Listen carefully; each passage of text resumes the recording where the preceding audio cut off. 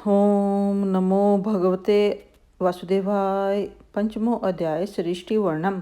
नारद जी ने पूछा, पिताजी आप मेरे ही नहीं बल्कि सबके पिता हैं, समस्त देवताओं से श्रेष्ठ एवं सृष्टि करता हैं। आपको मेरा प्रणाम है। आप मुझे वह ज्ञान दीजिए जिससे आत्म तत्व का साक्षात्कार हो जाता है।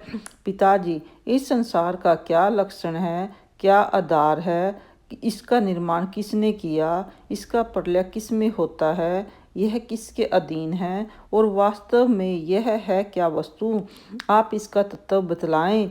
आप तो यह सब कुछ जानते हैं, क्योंकि जो कुछ हुआ है, हो रहा है या होगा, उसके स्वामी आप ही हैं। यह सारा संसार हथेली पर रखे हुए आंवले के समान आपकी ज्ञान दृष्टि के अंतर्गत ही है। पिताजी आपको यह ज्ञान कहाँ से मिला, आप किसके आधार पर ठहरे हुए हैं, आपका स्वामी कौन है और आपका स्वरूप क्या है। आप अपने ही माया से पंचभूतों के द्वारा प्राणियों की सृष्टि कर लेते हैं। कितना अद्भुत है। जैसे मकड़ी अनायास ही अपने मुंह से जाला निकालकर उसमें खेलने लगती है, वैसे ही आप अपनी शक्ति के आश्रय से जीवों को अपने में ही उत्पन्न करते हैं और फिर भी आप में कोई विकार नहीं होता।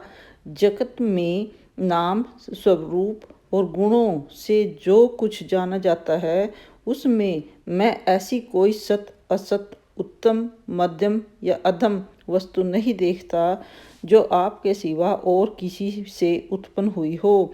इस प्रकार सबके ईश्वर होकर भी आपने एकाग्र चित्त से घोर तपस्या की है। इस बात से मुझे मोह के साथ साथ बहुत बड़ी शंका भी हो रही है कि आपसे बड़ा भी कोई है क्या। पिताजी आप सर्वज्ञ और सर्वेश्वर हैं। जो कुछ मैं पूछ रहा हूँ वह सब आप कृपा करके मुझे इस प्रकार समझाएं कि जिससे मैं आपके उपदेश को ठीक ठीक समझ सकूं। ब्रह्मा जी ने कहा, बेटा नारद, तुमने जीवों के प्रति करुणा के भाव से भरकर यह बहुत ही सुंदर प्रश्न किया है, क्योंकि इससे भगवान के गुणों का वर्णन करने की प्रेरणा मुझे प्राप्त हुई है। तुमने मेरे विषय में जो कुछ कहा है, तुम्हारा वह कथन भी असत्य नहीं है, क्योंकि जब तक मुझसे परे का तत्व जो स्वयं भगवान ही है जान नहीं लिया जाता, तब तक मेरा ऐसा ही प्रभाव प्रतीत होता है। जैसे सूर्य, अग्नि, चंद्रमा, ग्रह, नक्षत्र और तारे उन्हीं के प्रकाश से प्रकाशित होकर जगत में प्रकाश फैलाते हैं, वैसे ही मैं भी उन्हीं ही स्वयं प्रकाश भगवान के चिन्मय प्रकाश से उत्प्रकाशित होकर संसार को प्रकाशित कर रहा हूँ। उन भगवान वासुदेव की मैं वंदना करता हूँ और ध्यान भी, जिनकी दुर्जय माया से मोहित होकर लोग मुझे जगत गुरु कहते हैं। यह माया तो उनकी आँखों के सामने ठहरती ही नहीं, जेब कर दूर से ही भाग जाती है, परंतु संसार के अज्ञानी जन उसी से मोहित होकर यह मैं हूँ, यह मैं हूँ, यह मेरा है, इस प्रकार भगते रहते हैं। भगवत स्वरूप नारद, द्रव्य, कर्म, काल, स्वभाव और जीव वास्तव में भगवान से बिन कोई भी वस्तु नहीं है।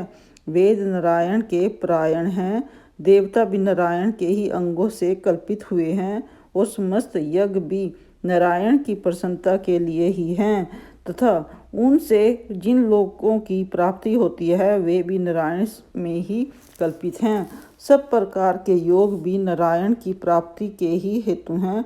सारी तपस्या नारायण की ओर ही ले जाने वाली हैं। ज्ञान के द्वारा भी नारायण ही जाने जाते हैं। समस्त साध्य और साधनों का पर्यवसान भगवान नारायण में ही है। वे दृष्टा होने पर भी ईश्वर हैं, स्वामी है, निराकार होने पर भी सर्वस्वरूप हैं। उन्होंने ही मुझे बनाया है और उनकी दृष्टि से ही प्रेरित होकर मैं उनकी इच्छा अनुसार सृष्टि रचना करता हूँ। ओम नमो भगवते वासुदेवाय।